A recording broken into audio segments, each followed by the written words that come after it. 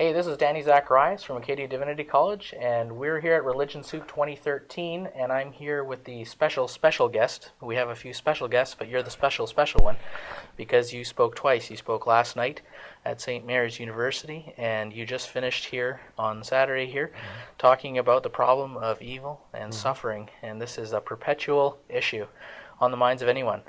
And so I wanted to piggyback off of what you just talked about and talk about the evil or suffering that we see in the Bible, because it is something that new atheists bring up. They love to pick on the one Canaanite issue. And so I want to ask your opinion on that. How do we deal with that as Christians when we read our Bible and when that comes up from people who are skeptical? That's a fair question, and that's not so much about suffering as about moral evil. Their argument is God is a moral monster because he commanded the Israelites, his chosen people, to commit genocide against the Canaanites. You have to understand that in a double way historically.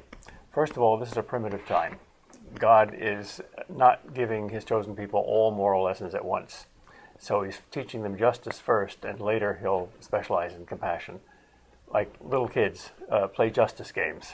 And the good guys shoot the bad guys, and they don't make a distinction between the sin and the sinner because they're not that sophisticated. Later they do. Later they learn forgiveness. So this is a primitive time, and God is teaching them justice. Secondly, the Canaanites were devil worshippers. They sacrificed their own children to the god Moloch. And in fact, they commanded their own children to commit suicide. The firstborn sons had to walk into the fire. And they threw babies into this fire. And this was not just a human evil. This was a demonic evil. So it required radical surgery. Sometimes you cut an arm off in order to save the rest of the body. That's not for our time, but it is for another time. So that doesn't make God wicked. Right.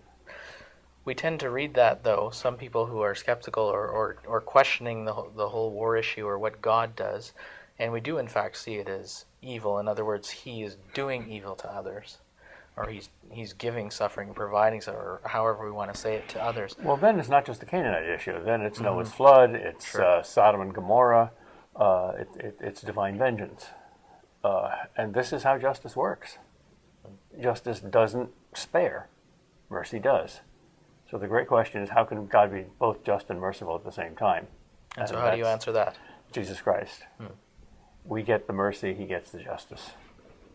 Interesting. Very good. And how then do we read, or how should we be looking at the Old Testament and all of these types of things where we tend to go and find the troublesome passages? How do we read those in the light of Christ? Well, the Bible, unlike the Quran, for instance, is a historical narrative, so you have to read it historically. That doesn't mean there are no eternal principles and you have to be a historical relativist, but you have to read it in its context, not just verbally, each verse in terms of the chapter, but historically. So it's a narrative of God's dealing with his chosen people. For instance, for the first 1,000 years or so of Jewish history, there's no clear notion of an afterlife. God deliberately held that back. Why?